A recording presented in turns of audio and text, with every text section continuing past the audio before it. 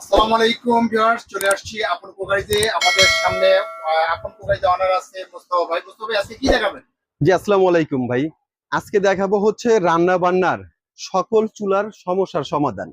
এখন বলতে পারেন যে ভাই, চুলার সমস্যার সমাধান কি? চুলার সমস্যার সমাধান হচ্ছে ভাই, অনেকে চুলা কিনে, ইন্ডাকশন চুলা কিনে বাসায় নিয়ে সিলভারের হাঁড়ি দেয়, দেখা যায় রান্না হয় না। অনেকে আবার ইনফ্রারেড চুলা কিনে বলে বিদ্যুৎ বিল বেশি আসে।